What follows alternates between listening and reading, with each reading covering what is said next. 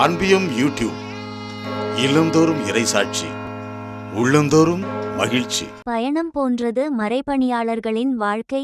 நற்செய்தி என்பது 4 சுவர்களுக்குள் பூட்டப்பட்ட ஒன்றாக இல்லாமல் பூமியின் எல்லைகளை கடந்து மனிதகுலத்திற்கு மீட்பு அறிவிக்கப்பட வேண்டும்.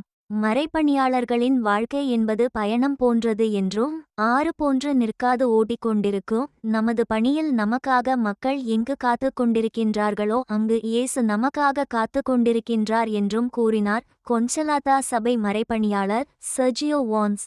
மறைபணியின் போது பல்வேறு இடங்களுக்கு செல்லும் நாம் ஓரிடத்தில் உணவு உண்கின்றோம், வேறொரு இடத்தில் நீர் அருந்துகின்றோம், ஓரிடத்தில் விழாக்களை கொண்டாடுகின்றோம், மற்றொரு இடத்தில் அருளடையாளங்களைச் சிறப்பிக்கின்றோம். ஓடுகின்ற ஆறு போல் ஓரிடத்தில் இல்லாது இயங்கிக் கொண்டே இருக்கின்றோம் என்றும் எடுத்துரைத்தார் அருள்தந்தை வார்ன்ஸ்.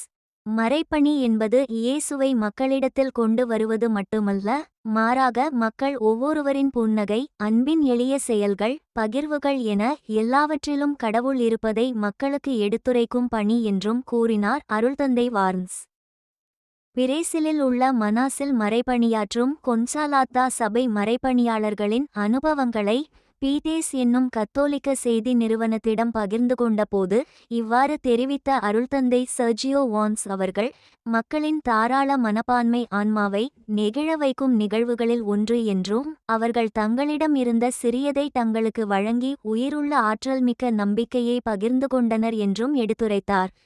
வறுமை என்பது சோகத்தை கொண்டதாக இல்லை என்பதற்கு உதாரணமாக அம்மக்கள் திகழ்ந்தார்கள் என்று எடுத்துரைத்த அருள்தந்தை வார்ன்ஸ் அவர்கள், காட்டின் நடுவில் கூட உண்மையான ஆன்மீக செல்வம் உள்ளது, அது தாராளமாக உள்ளது என்பதற்கு அங்கு வாழும் சாதாரண ஏழை எளிய மக்கள் சான்றுகளாக இருக்கின்றார்கள் என்றும் கூறினார். நற்செய்தி என்பது 4 சுவர்களுக்குள் பூட்டப்படாமல் பூமியின் எல்லைகளை கடந்து மனிதகுலத்திற்கு மீட்பின் நற்செய்தியை அறிவிக்க வேண்டும் என்று எடுத்துரைத்த அருள்தந்தை வார்ன்ஸ் அவர்கள், நற்கருணையில் வீற்றிருக்கும் இயேசுவை ஆற்றின் கரைகள், மர வீடுகள், காடுகள், ஆறுகள் போன்றவற்றை கடந்து அங்கு வாழும் மக்களிடத்தில் அழைத்து செல்வது கிறிஸ்தவர்களாகிய நமது கடமை என்றும் வலியுறுத்தினார்.